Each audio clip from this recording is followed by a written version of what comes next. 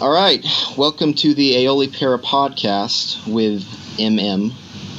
Today we're going to be talking about what I've been working on since June of 2017, which is what you could call the Grand Unified Theory of Winning 1.0. It's definitely not perhaps worthy of that title, but it is, I think, one of the most useful documents that has been compiled, especially considering that, a lot of the people in this sphere of the internet, of life, whatever you want to call it, they definitely need some advice and some information on how to succeed in life and what success is and happiness and relationships and meaning and just all that. So I'm going to start off by giving an overview of what me and Aioli are going to talk about, and then we'll just dive right in. Okay, so the first thing we're going to talk about is energy, which is the currency of success. And energy has the subcomponents of health, mindset, order and organization. That's just one thing. And happiness. The next big thing is focus. And so focus is discipline, cutting out distractions ruthlessly, doing the most important things first. Doing, you wake up and then you immediately do what you need to do, and then you just ignore, what focus is, but we'll go into it more. And then momentum basically is never breaking the chain. It's the neurophysiological advantage that you get when you keep doing something for an extended period of time without task retooling, or if you do something consecutively for many, many days. You get this momentum, and really it's just a dopaminergic drive, and it's great, So those are I suppose I have a question about that one that's going to be pertinent to a lot of people listening to this. So let's say you hate your job and it sucks, and you feel like you're stuck in it, or you are actually stuck in it. Let's say you work at McDonald's and you hate your boss. So we'll say 6 hours a day, 4 days a week, you're breaking that chain, you're breaking that momentum. Would you have any advice for a person in that sort of situation, or is that something that you just have to muscle through, maybe try to structure your week so that you at least have a 3-day period of winning? And then what do you think here? Can you say that again? You said 3 days of what, and then a fourth day of what? So let's say that you're looking at sort of chaotically interspersed bits of losing, right? So you're trying to build up a chain of winning to make this momentum happen, being a big component of your eventual success. But maybe you don't know what your schedule is going to the week, but you hate your job because you hate your boss or something. Okay. And it seems like something that's unavoidable. And that's a situation I've been in before, because you work a low-wage job, you don't know what your schedule is, and typically it's a losing proposition. So you go in and you're going to be miserable, but you feel like you can't avoid it. Yeah. This is something that breaks up momentum a lot for people, is just having a job that sucks. Okay. Well, unless your job is absolutely, truly erratic, you should be able to, in the morning, carve out an hour, maybe even 2 hours. And, you're going to have to adjust your schedule, but maybe you have to get up at 5, maybe you have to get up at 4. I don't know. Maybe 6 is enough, but have an hour of time where you have this set routine where you work out and you eat your breakfast and you maybe listen to something like this, or you read a GUTOW, or, your own plan, because, eventually you will form your own plan for exactly what you want with extreme clarity in what you want. And then you just remember that, you just tell yourself, I have control and I have to get this shit done. So that'd be the first thing I'd say. That's good advice. And that's one of what I ended up converging to over time, was because your willpower is recharged in the morning. So you get to do, you have agency in the morning, whereas after a job like that, what I always tell people is just, whenever you're done with the work, just go to bed.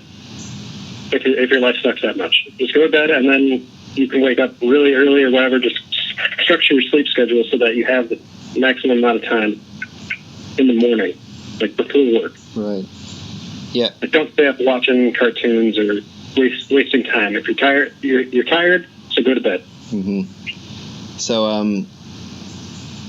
So yeah, momentum, especially if you don't have any other form of momentum, I guess it's going to be your small daily wins, your exercise, your sleeping at the appropriate time. And that's pretty much all you can do, except besides, avoiding, because we have to remember that, like, it takes 6 good things to negate 1 bad thing, basically. And of course your mindset has a lot to do with that, and we can talk about that, but like, if you're intentionally exposing yourself to bad shit for no reason, and you very well might be. I mean, you might be watching maybe a show that makes you feel like ass, like maybe you watch horror movies every night or something. Like, don't do that. There's a lot of the stuff that you can consciously avoid, and instead maybe, I don't know, watch a Rocky movie or something. I haven't watched them in a long time, but just something motivational, something that, or just educate yourself. Just listen to an audiobook or read. Don't put crap in your brain, especially if you're already. I'm not saying that all negative art. I'm not at all saying that all negative art has no value. I'm just saying that, like, you watch something like maybe The Godfather, and you get it. Like, okay, you get whatever it is that's so special about that movie, and then you don't have to watch it for a long time. That's all I'm saying. But I'm kind of going on a tangent now.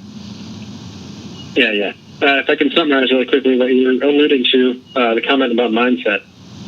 So the idea is that what you focus on, what you value, and what you're thinking about actually change what you perceive in the world around you. Because if you're, like, let's say you're in a good mood, or you just have a generally positive mindset, the things in your environment that you're going to pick up on are going to be the things that remind you of that.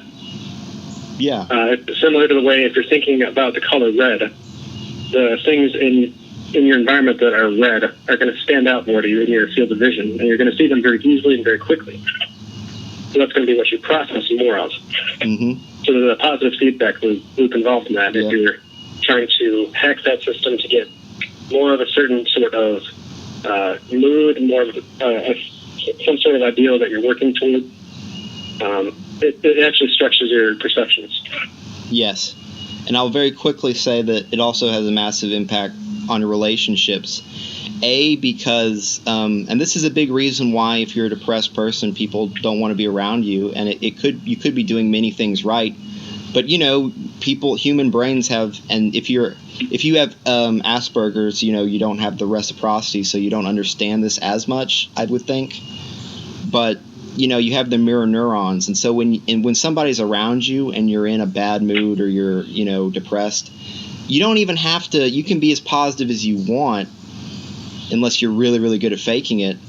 And it just, their mirror neurons in their brain will make them feel like you, and they'll associate you with that feeling. So yep, that's very absolutely important. I can confirm that from my recent life. Mm-hmm. And so they don't know why they don't like being around you, really. Although some of them do. Some are like, oh, wow, he's really a depressive guy, and whatever. Yeah, maybe that's like novel to them, and they're upper class, and they just enjoy the novelty of it. Yeah, I mean, well, there's definitely some people that are fine with being around. But anyway, but the other thing I'd say is that there's a tendency for people to want state matching. And that is to say that if you are either happy, if you're happy, you seek out things that are happy in terms of art, in terms of people and whatever. And if you're depressive, you seek out things that match your internal state. And of course, we pretty much all know this, but it's worth stating. But it is also worth stating that, it really is true, if you expose yourself to things that are outside of your state, they can help to change your state. And so you shouldn't wallow in it. You really should take in things that can change your state. Your mindset. But state and mindset are the same thing, just for the record. I just used a different word. But you want to get back to momentum or move on to focus? The only thing that I could say, the last thing I could say about momentum, not the last thing, I mean, all this stuff could be talked about nearly endlessly, but the last thing from the outline is just, avoidance of task retooling, which is also a focus thing, but I think it's more important in the meta for momentum. So like a concept would be, if possible, to bunch tasks and have dedicated days for tasks. That you could call that either focus or momentum, but I think that when you do a whole day of something, it really becomes a momentum thing, because by the end of the day, you're just like, woo, Can I ask you to expand on what retooling is? Because that's obvious to me, but it might not be obvious to somebody who's not in the industry. And then, okay, so when you, like, let's say you're cooking. No, it needs to be cognitively. You're doing a cognitively strenuous task. Like, let's say you're doing calculus problems, and then you just stop mid-problem and start doing something else. A large part of your brain is still thinking about that shit. And it's eating up space. It's eating up brain power. And that's... Okay, so simply not having it done is... Your brain is still working on it subconsciously. Yeah. But there's also just the fact of, like, stopping. Like, let's say you start something and you get bored with it, and then you start something else. You waste so much time because it just takes a little ramp-up time to even just start doing something, And so... Yeah, this is something that Brian Tracy harps on a lot, is avoidance of multitasking, especially on deep work. Yes. So you can say that's focus, you can say it's momentum. I think it's both. But it definitely can be momentum, so that's included in that. So the next thing would be relationships. This is still the outline. We still haven't gotten into the stuff in depth, but so relationships is just, it's the evergreen topic. It's limitless. We could talk about relationships. You could do a podcast. You could do 1,000 episodes on relationships. It's the most complicated topic. We're going to just hit the high points very quickly. Although it's only been 7 minutes, this podcast so far, so we still got plenty of time. We're doing really well, actually. We're covering a lot of information really quickly. This is high value, but but just to say this in the outline, these aren't all the important things at all. But everyone wants to feel important. People, and a huge revelation you need to realize is that people judge you most on how you make them feel. And so that's basically, it goes back to what we were talking about earlier with the mirror neurons, but also many, many other things. People just associate you with how you make them feel, especially, of course, women. And that's just, and a lot of that is, the tingles and the status and the whatever. But it's applicable to everyone. So asking as a less socially nuanced person, I'm curious, how much percentage-wise would you say of the way that you make people feel is them syncing up with you, with your emotional state, and how much of it is their compulsion to judge themselves relative to you? So let's say the person feels intellectually inferior next to me, but maybe they also feel happy because I'm happy. Then which one of those is going to predominate to produce the way that they feel around me? Well, that's a very interesting question, and that's a good question. It definitely depends completely on the person at hand. I mean, you can be a prude, and you can be someone who values social status above almost everything, and then you can meet someone who's lower status than you, and you can just basically hate them because you're a status whore.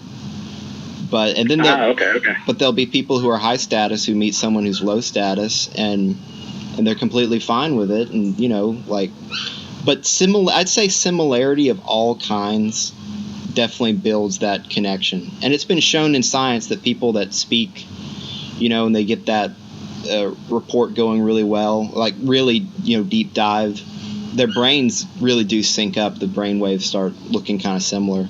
I imagine our brain waves are pretty similar right now. because we've been talking. We were talking before this and shit, and so it's getting it'll get even closer. Like the conversation will get even better, as it goes on, and that's just the way it goes because the brains literally sync up, even without the facial and the body language and all that makes it even easier to sync up. Okay, I've actually drawn a conclusion from this, which is that the longer that you engage with somebody, the less the relative comparisons matter, and the more the rapport matters. The more the state matching matters versus the relative comparisons. Yes, and I would add one more thing, and this is from the persuasion material, which we're not going to talk about today, but it's the mere exposure effect, and that is the tendency of people to like things that they've been around a lot, And so, literally, if you're just around people more, they'll tend to like you more. I mean, honestly, that's why a lot of people put up with me, just to be frank. I'm a disagreeable person. But the next thing would be meaning. And so we're just going to, it's pretty simple, but it's not easy.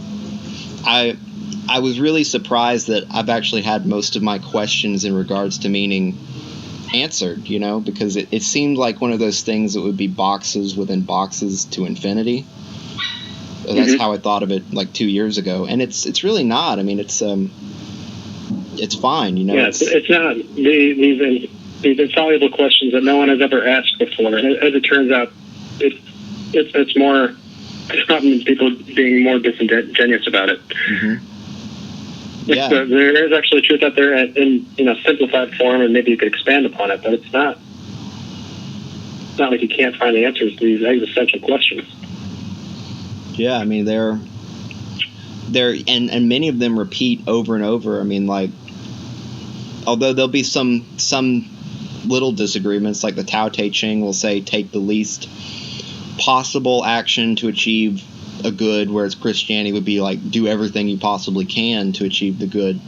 And so the Tao Te Ching is speaking to the law of unintended consequences there, whereas Christianity, and I think I'm more on the side of the Christian approach, because if you take enough action, truly like just everything you can do, then unless you just have no discernment, you will outperform the unintended consequences, and that's another that's similar to Patton's idea of audacity in warfare, but now I'm really getting the associative horizon going, so let's not go there.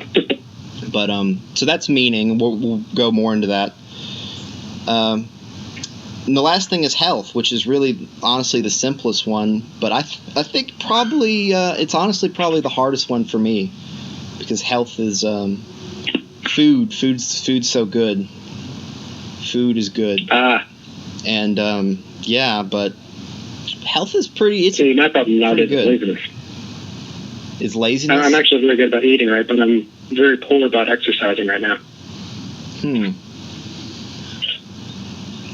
Yeah, it's kind of one or the other with me. Like if I eat perfect, it's hard to work out, and if I eat like shit, it's actually really easy to work out. And a lot of that's just like, I mean, when you eat like 4,000 calories a day, yeah, it's pretty easy to work out. But I don't know why. I guess it's just that's a matter of willpower. We were talking earlier about how what was it? Decision fatigue. Yep. And you just say fuck it, and you just eat what you want. So that's less decisions. So that's absolutely a big part of it. And then also, carbs. Glucose, I should have said this earlier, is willpower. Glucose plays an enormous role in your willpower levels. So, if you are feeling under willpowered, eat a banana, and it'll give you back some of the willpower. B vitamins, too, also help. For a while, I had an alarm on my phone at 10:30 and 3 o'clock. Told me to eat a banana. So a good habit. All right. And I'm just going to say this before I forget. If you're somebody with like really serious chronic fatigue syndrome, you really, well, first of all, high intensity cardio will make your mitochondria divide, multiply. So that's also the biggest thing for increasing your energy, really, besides all the other stuff we talked about. Oh no, I'm getting into stuff too early. What was I trying to say? Fuck. Yeah. Oh, if you have the horizon, bro. Yeah, can't contain it, can't stop it. If you have chronic, you can. You're gonna. If you have chronic fatigue syndrome, try taking iodine, because I haven't taken it for a really long time. I haven't needed it, but that I never had chronic fatigue syndrome, but I was lower energy, and that actually solved it. So anyway, yeah. I'm gonna try that myself. I need to clear up my pineal gland anyway. All right. But just I'd say definitely be very careful starting out and just like ramp it up very slowly. Because I tried taking full doses and I got heart palpitations and shit. And it's completely safe. Iodine's completely safe. Just don't take like 12.5 milligrams at once like I did, which was retarded. And just ramp up. Okay. Maybe I'll add that to my regimen next. Okay. So that's the overview. Is there anything you want to say about the overview? Would you mind going over it one more time? I suppose we can always copy paste it into like show notes or something also. So it's energy, focus, momentum. Typically, I say it as energy, momentum, focus, but energy, focus, momentum, relationships, meaning, health. And then we might go into miscellaneous stuff. All right. Are we going to deep dive on one of the categories, or do you want to hit miscellaneous? I think we should deep dive on energy first. Okay. That is the big one. Yes. So that's one where if you're having problems, that's probably the culprit. Yeah. So many people through so many places and books and whatever come to the same conclusion. As Scott Adams said in How to Fail at Everything and Still Win Big, energy is the most important metric to track. As Donald Trump would say, energy is the currency of success. As Patton would say, I can't remember what Patton would say, but he was also energy, momentum, focus mindset. And energy is the currency of success. It's the most important thing. Well, you can say focus, but let's just say energy is pretty much the most important thing. Although how you use it, focus is ultimately the most important thing, but you have to have enough energy. Yeah, it's like your income, right? If you don't have any money, it doesn't matter how well you spend it. Yeah. And I can speak to this from experience. You could be so, I don't know. You can have the best budgeting power, best budgeting skills, and discipline in the world. And if you don't have any money coming in, it doesn't matter. You need an income. You need something to spend before you can spend it on the right things. Yes, and if you don't have enough energy, your focus should be on increasing it. And so let's talk about that. So energy depends on your health. By far, this is in order from most to least important. Depends on your health, your mindset, your order in your life and organization, and happiness.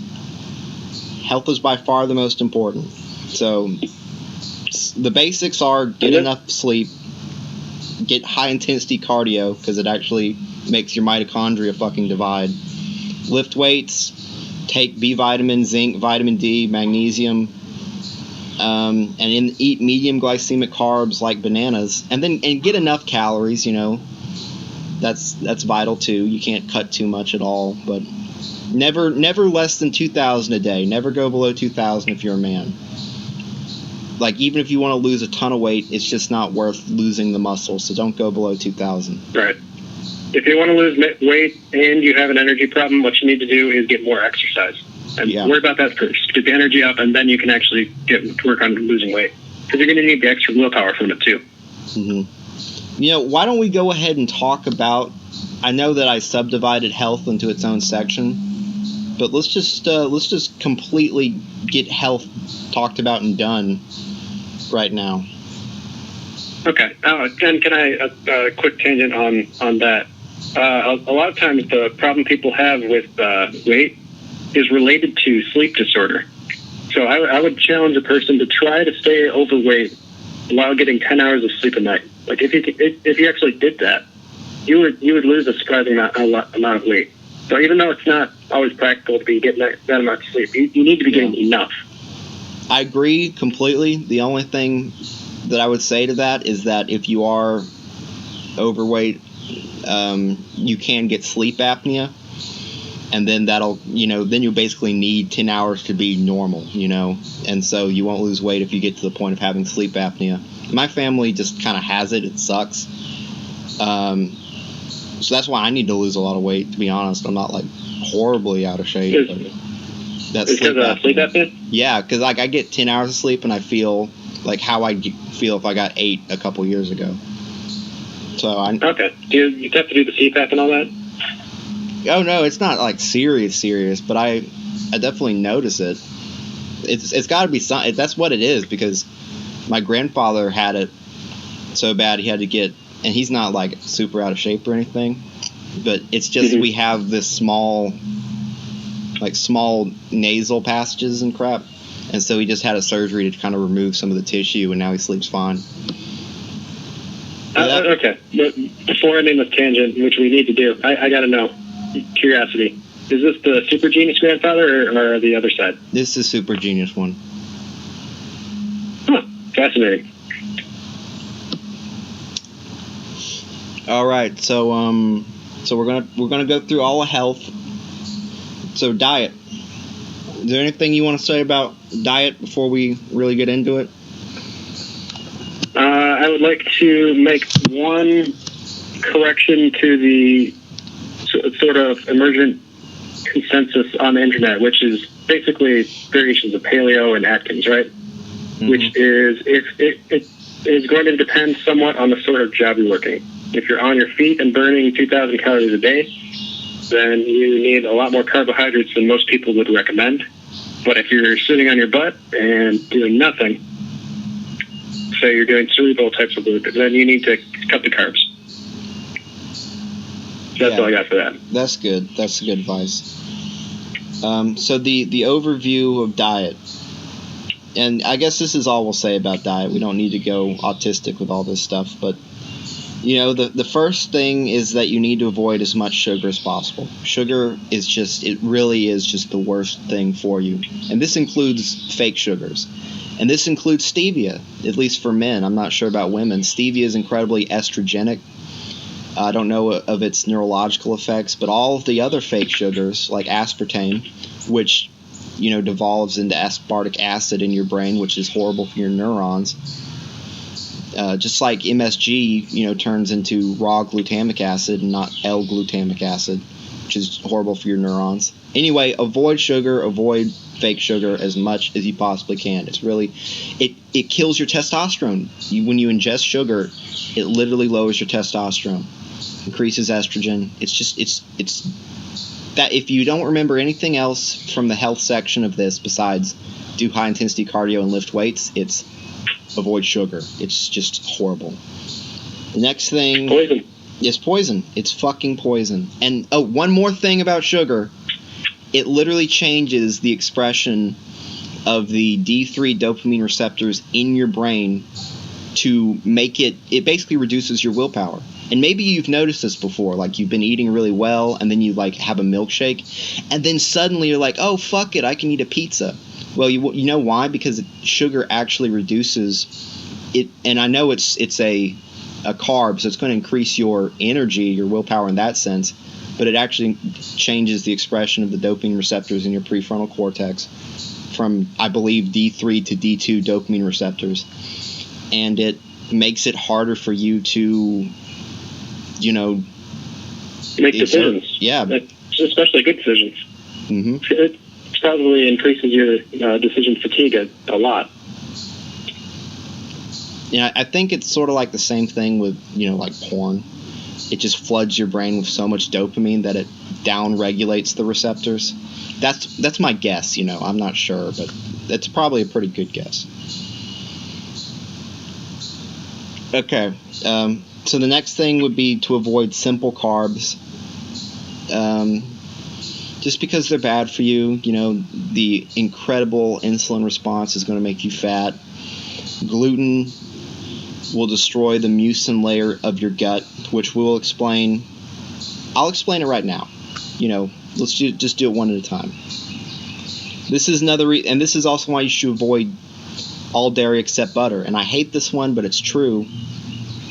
Gluten and also the casein protein found in dairy, especially cheese, they both have this molecular structure that destroys the mucin layer of your gut. Now this is absolutely critical. This is the fourth most important thing to remember, because this is in regards to the number one killer in modern America, which is heart disease and cardiovascular disease. So when you eat things that destroy the mucin layer of your gut, which sugar does also, I should mention, what happens is the bacteria in your gut, which can be, resident flora, good flora, or bad flora, they can actually get into your bloodstream. And so your cytotoxic T cells and all that other crap destroys them. And if you've taken microbiology, you know what endotoxin is. So endotoxin is what makes up, like lipopolysaccharide A, will make up the cell, like the secondary cell wall of gram-negative bacilli and cocci and all the other shit. So when that gets destroyed by your body's defenses, it gets floating into your bloodstream. That shit will kill you if it is not soaked up. And so what happens is your LDL cholesterol, the bad cholesterol, well, it's bad because the bad cholesterol, supposed bad cholesterol, soaks up this endotoxin, so it doesn't kill you. And so then... So that's why it's being produced by your body, is to soak up that extra stuff? It's a secondary role. The primary role, I believe, is to take it from the bloodstream back to the liver, if I remember correctly. So and also it takes it directly to cells for repair. So naturally, it's a good thing. It's heavily involved in repair function, which is why I'm already ranting a little bit, but it's important. No, this is actually really interesting. This is some nerd ass shit.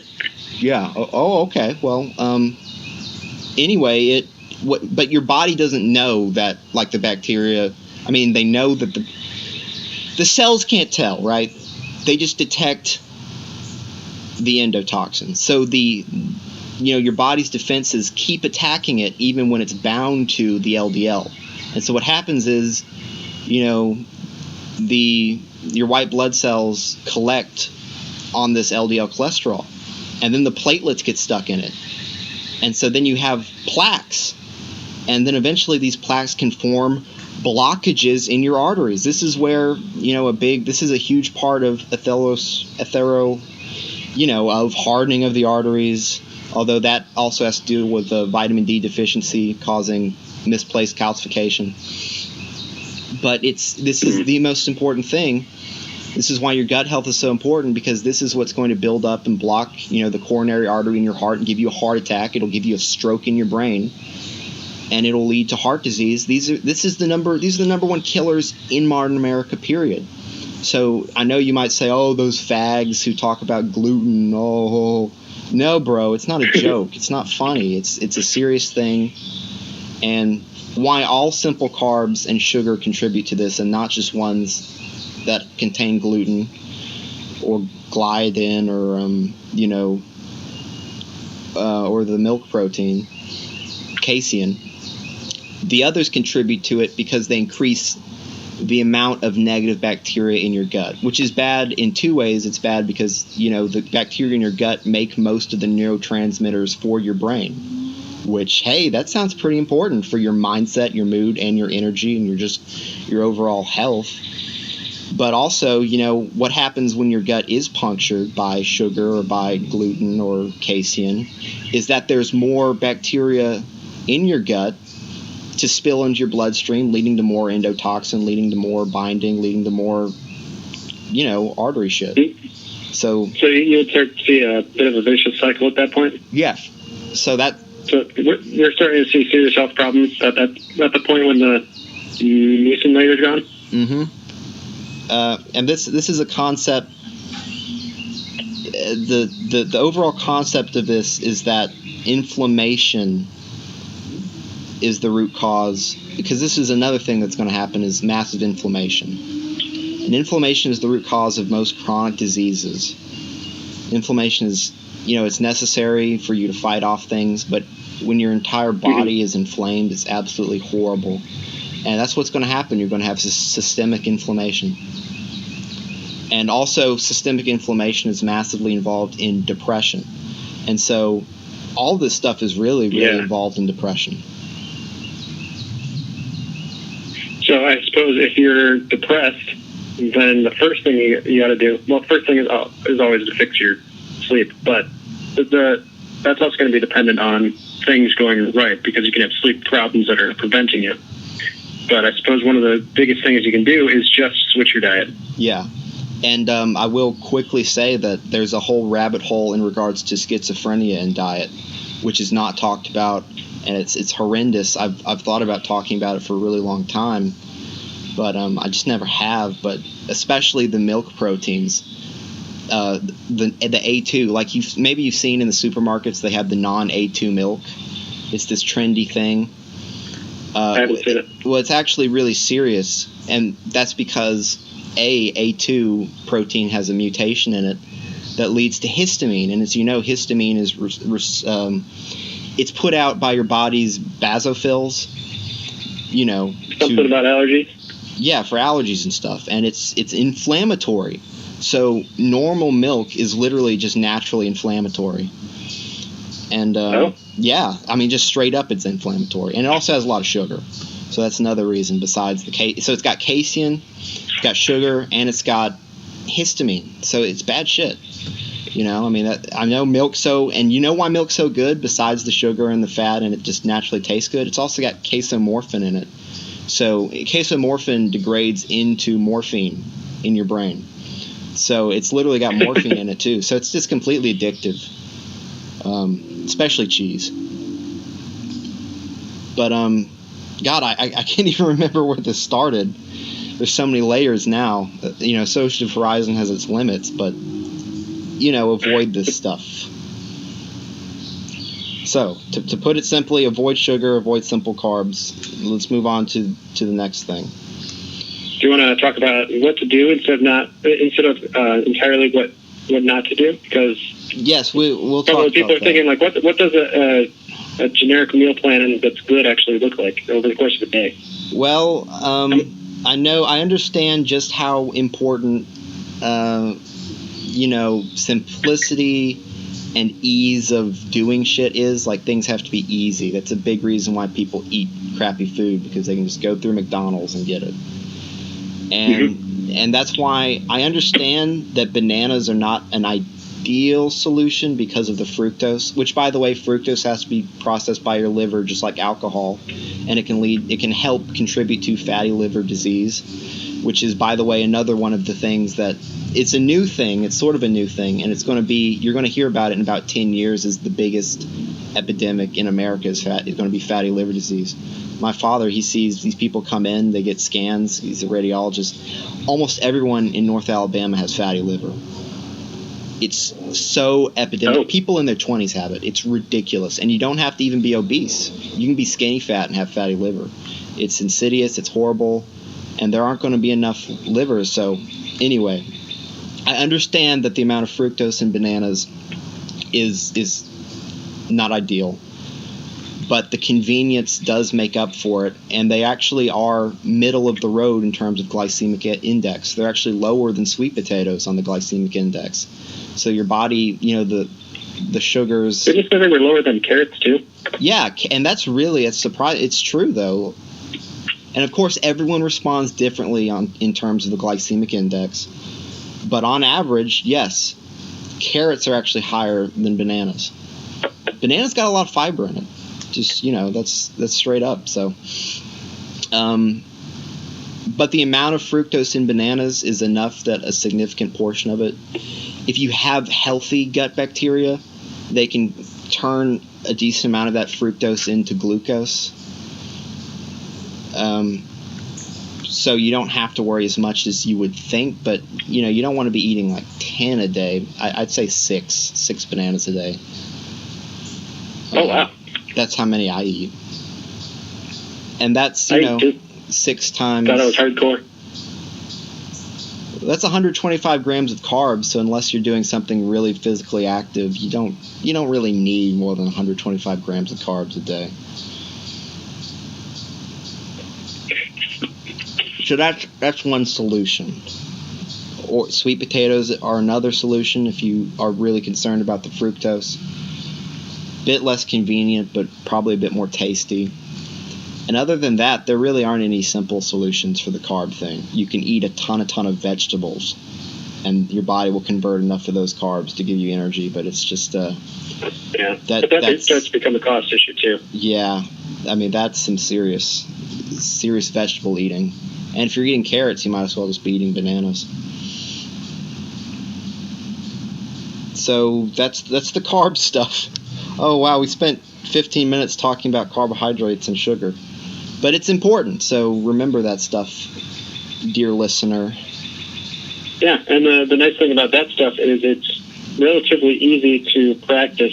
If you just do that, you can make your life significantly better. Yeah. If you're someone who drinks soda, which I haven't for years, but if you just cut out soda alone, I mean, wow, you've just that's as important as working out every day. So give yourself a pat on the back if you just stop drinking soda, if you were a heavy user. McDonald's actually calls its frequent customers heavy users. It's actually what they refer to them as in their documents. It's crazy. That makes sense, though. Yeah. Woo theory time. I'm pretty well convinced that McDonald's leadership is part of the deep state.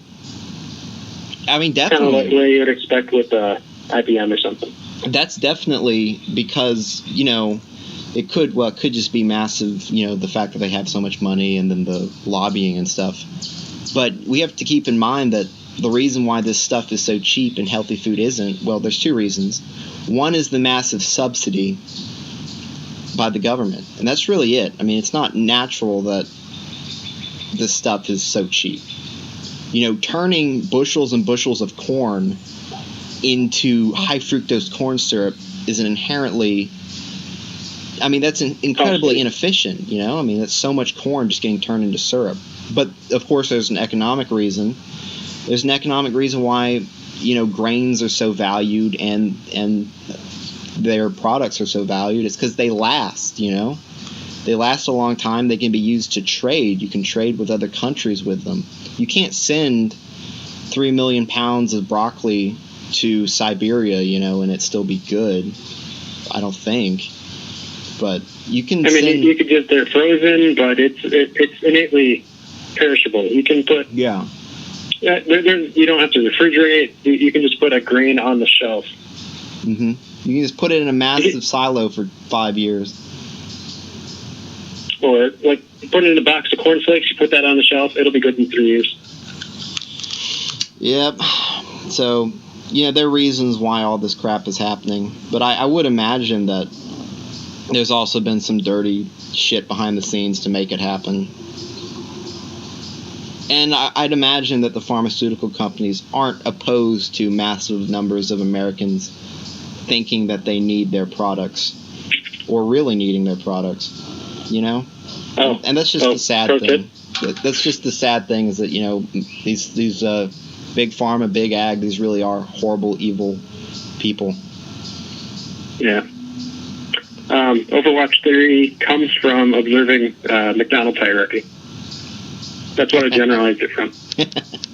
So Ray Kroc is Master Melon. Yep, pretty much. Ultimate salesman. Sell to the kids and you have them for life. Yep. So we've been talking about this for 20 minutes now, but it's all important stuff. But the next thing is trans fats. Avoid trans fats. They're horrible. Everybody knows that. You probably don't get that many of them. Really, the thing you can do is not eat fast food. by law, they're not allowed to have more than a gram per thingy, per each thing in fast food anymore. But keep in mind, it still adds up. Like, if you ate 2 double cheeseburgers, that's at least 2 grams of trans fat. And there's going to be maybe up to a gram in a McDonald's large fry. So there you have 3 grams of trans fat, which isn't insignificant. So there's another reason. So basically, fast food is government subsidized to kill you, and just avoid it. Yeah. I mean, if you really have to have something like that, here's the solution. You can get like a couple pounds of hamburger meat. You can squish the patties really, really, really thin. And then you can just freeze them and put them in your fridge. And you can cook a couple hamburgers in literally 2 minutes. So if you really have to have something fast, you can just make that crap yourself and make it better. Although I still don't advise that. It's still not good. But, you know, like, don't go full retard if you're going to eat crappy. You can just, like, it does matter. Like, say, oh, fuck it, I'm going to eat what I want. Okay, but, you know, that last 30% of bad really does matter. So if you're going to eat crappy food, actually eat high-quality crappy food. It's another piece of advice. That's a good idea. Make an event out of it. Enjoy yourself. Yeah. Don't make it this, you know, event where you're sitting in the parking lot sweating from the food and crying because you've just completely given up for a minute there. Just, yeah. You know. And then the salt wave hits you and you're like almost catatonic. Yeah, this is not a recipe for happiness. No. And it's okay to have your cheat day. Just have a smart cheat day. Make it fun. Mm-hmm. And I don't advise sugar at all for cheat days. Like, I know you're going to probably be craving it the most, but every single time I've ever given in and be like, oh, I eat something sweet, like 5 minutes after I do it, it's like, oh, it's gone. Whereas if you eat something fatty and salty, it actually makes you kind of feel good. It's actually rewarding, where sugar is like a phantom. Yeah. You know, you think you want it. You feel satisfied. Just everything feels nice. Mm-hmm. After a nice big burger or like something really fatty, really savory. Mm-hmm. Yeah, savory. The world feels right. Meats, not sweets. Yeah, and that's a. I mean, part of that is just growing up and like your tastes maturing and enjoying savory things more. But it's also got to be a mindset shift. It's like, because I mean, if you aren't disciplined in your eating habits and you get really hungry, then what your body's going to crave is the stuff that's going to fill you up quickly, get you very fast calories, which is going to be your sugars and carbs. Yeah. So, but it's not just a discipline thing either. Like, you have to learn to appreciate savory foods, and part of that is getting off of the sweets because your tastes will change. That's true. And the last thing that I'll say about the sweets, and it's exactly with what in regards to what you just said of the craving, 2 things.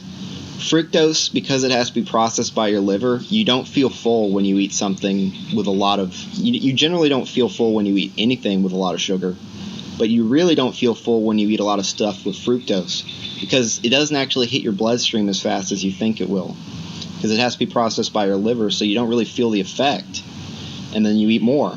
So that's one thing. But the other thing is that if you're in the habit of eating sugary foods and simple carbs very often, the bacteria in your gut, they're, you know, shit's kind of fucked up with evolution and whatnot. They'll actually release chemicals that will make you crave more sugar. Like the bacteria, of course, they don't know what they're doing, but they release chemicals that make you want what will feed them. It's so, I mean, very few people talk about that. That is another big reason for the cravings.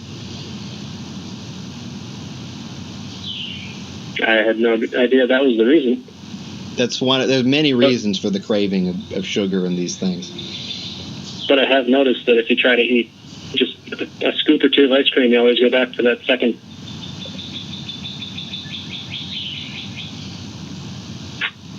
Okay, well, I think we completely exhausted that topic. Not health, but so we've done sugar, simple carbs, and trans fats. The next thing is alcohol. I mean, alcohol's not good. It's processed by your liver. It's neurotoxic. It reduces your testosterone directly. So don't drink alcohol, bro, or at least moderate it. I know you like your alcohol, but just I do like my boozing. Just moderate it. If you're doing everything else, you can keep your boozing, but you can't do everything bad or you're fucked. But so you can pick, not sugar. That's non-negotiable. Horrible. You can keep your boozing if you do enough good stuff, though. I think if you don't just go to excess. But the ideal would be no alcohol. I've noticed something about that, which is if I'm doing a lot of high-intensity cardio, alcohol is it hugely increases my tolerance for alcohol, by about twice as much. And I don't think that's something that people talk about much, but it's a very predictable effect that I've noticed. It's interesting because alcohol is it's banned from they test the Olympic athletes for alcohol in their system because it actually does, for a short period of time, increase cardiovascular performance. And I don't know why. I've never looked into that, but yeah, I mean, and I've noticed that I've got drunk before and lifted weights, which is very stupid. Don't do that. But I killed it in the gym though, so I was like, what the hell? I thought I'd be sloppy and horrible, but I just murdered these weights, and that's weights, not even cardio. And it's the effect is supposed to be with cardio. We should do a bad lifting advice for the Daily Show sometime. Drop weights every time you use them. You throw them up in the air when you're done with your shoulder presses. I knew it because I watched the guys at the gym do it, and that's what they do. People do that. Wow, the way he roared after that speaks to me. Rich Piana came in. Oh, he's dead. I forgot. Oh, well, I'd imagine he threw weights some. The important thing to remember is that it's very Chad.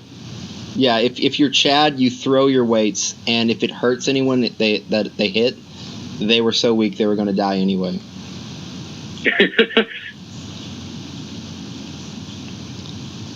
Just try to land them next to a girl. She'll be intimidated. She'll like that. Yeah, she'll, and then you just push her on the floor and say, "Pick that up." Just take her right there. Yeah, right, and everyone else they'll just leave the gym, or maybe they'll start a cult of personality around you. Which is more likely, because really what you're doing is you're asserting your dominance in the space. Next time they show up, they'll bring their wives and girlfriends and just offer them to you. So. This is sounding very, what very the fuck are we talking about? I'm sorry, that one's on me. Extreme ownership, bro. That was me. There's not much left. There's not much left for diet. The diet. Yeah, this is just the diet. No canned foods, no highly processed foods. So that's all the no. That's pretty much all the no. Of course, there's lots of bad chemicals and stuff in food, so you can avoid that. Just no highly processed food, fast food. There you go. Do you want to hit a couple of tangential concerns on that and then call it a day? Call it a day. I have some specific problems that might come up for people. Okay, you mean call it a day for the podcast? We've only talked about that. Yeah. Oh, well, okay. Sure. So the most obvious one would be, what if you don't have any money? You're making $600 a month, and you're trapped, and so you don't have a ton of control over what you eat. But let's say that you do have some. So what are some good foods? What would be a good diet for somebody in that situation? very cheap and doesn't violates as few of the rules that we set up as possible. Okay. Well, if you have the money for fast food and McDonald's, you have the money for pork chops. A pack of pork chops costs $5, and that's way more value than pork is very cheap right now. Yeah, so that's the first thing. Like, if you're really cheap, you can just survive on pork. And I know people don't want to eat the same thing, but learn how to cook, use different spices, put some soy sauce, whatever. I mean, and no, soy sauce isn't soy because it's actually been fermented, so you don't have to worry about that, I don't think. But no, I didn't know that. Also, I mean, ketchup with pork chop is just fine. Yeah, good mix. Just a little bit of the ketchup. Do try to get the soy sauce without the wheat in it because, again, the gluten. Most soy sauce has wheat, but Sanjay makes gluten-free soy sauce, so there's that. If you have a bit more money, you can do pork chop and chicken breast. So that's it. Okay. So pork chops, you can still eat bananas. Bananas are cheap. Mm-hmm. You can't do a whole lot in the vegetables area, but you can do some. You can do onions. That makes sense. How do you feel about rice? Rice is pretty much the highest glycemic carb. It's horrible. So, no rice, or at least not very much. Yeah, the good news is that it doesn't taste very good. Yeah, and it really is the highest. So it's even worse than white potatoes. Potatoes, would you recommend for somebody that's living on a budget? No, sweet potatoes. I don't know the price difference between sweet potato and. I mean, I know it's kind of savage, like, oh, you can only eat bananas for your carbs, but hey, if that's what you have to do, that's what you have to do. That's what I'm doing because of the time thing. I mean, when you want to talk about energy, momentum, focus, efficiency, and whatnot, ideally. That was my next question.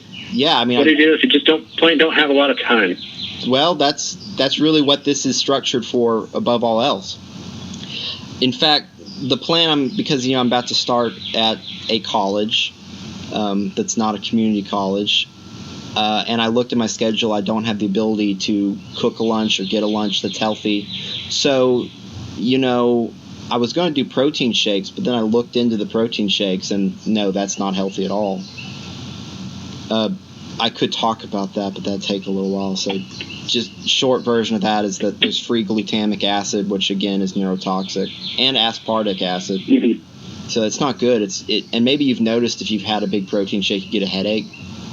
Like, yeah, there's a I reason. haven't had a protein shake in a long time. Yeah, and they're just nasty too. So anyway, my current thing is 3 to 4 eggs, breakfast, 2 tablespoons of butter, 2 bananas, a guacamole thing, like it's organic. It's in plastic, but they say that it's cold processed, so I'm not concerned with it. So I eat that. It's really filling, actually. Thing of guacamole. Yeah, guacamole is, and also guacamole is just healthy. It's just wonderful. It's good. I was going to say it tastes great. It's like satisfying to eat. Yeah. Yes. So that's breakfast, and then lunch is, and this is just the most, let's say, autistic, whatever you want to call it, thing. Like, this is food as fuel. It's not always going to be like this, or is always like this. But then lunch would also be like 2 bananas and just a thing of guacamole. And then dinner would be like a giant pack of pork chops, and then another banana, maybe 2 bananas, and then maybe vegetables like broccoli with a lot of butter, onions, mushrooms maybe with like a little bit of wine and some soy sauce and a little more butter. And so the only thing you really have to take any time to make would be dinner, and it's still pretty quick. I mean, you can cook pork chops fast as shit. Yeah, I can see getting all of that done in about 15 minutes. Yeah, so I mean, like, your total time for the day is less than an hour for eating with what I just put forward right there. So that's probably about as quick as you could ever make it and still be healthy. The other option would be to like cook everything for the week and put it in your fridge and then like heat it up really quickly. But I'm not a fan. I'm not a fan of that because like if you don't put it in plastic or something, you can get glass. But then again, you're talking about people without money. Glassware is expensive. But if you have the money, you can put it in glassware and it'll be good. And then you don't have to worry about like the BPA from the plastic, the endocrine disruptors and whatnot. I think that's about it. All right. I mean, the generic answer is cook everything at the beginning of the week, but yeah, I think it's good to have a couple plans working in parallel that way, because maybe, I mean, I'm pretty good about making everything for the week, every week, and not missing that. But sometimes you're going to screw up, or maybe sometimes you got something going on over the weekend, you don't have time. So you got to have some sort of backup plan, like a meal plan worked out that's your go-to. Yeah, you just got to make something immediately. Some backup plans would just be if you like eggs, you can eat another thing of eggs. I don't really love eggs. My dad does, but I can eat 3 eggs a day. I can't really eat many more eggs. But you can have boiled eggs. I will say something that will increase your tolerance for eggs that I've noticed, because otherwise it gives me weird gas and tastes terrible. The gas, I mean, when I burp. Kind of gross. If you get a lot of fiber, a lot of that is taken away. Okay. So the more fiber you consume, the more eggs will taste good. All right. Well, that is the go-to like quick ass food is an egg. Yeah. And eggs are. And pork chops. Yeah. Pork chops are so cheap, and you can get like a huge pack of them that you can cook extra and just have a couple laying around. And if you just have to run, you can just grab one of the pork chops out of your fridge and just eat it, that's... Yep, I'll eat them cold. Yeah, I mean, they're good. If you spice them right, they're fantastic cold. Maybe put a little hot sauce on them or something. Not cystic, so I don't use any spices or anything like that. It's very unprincipled. It's not the purest expression of the pork chop. I'll add one more, and that's like slow cooker stuff. I don't do this anymore, but I used to do this all the time. I don't even know why I stopped. I should do that again. I guess cleanup, because everything we've talked about now has basically no cleanup.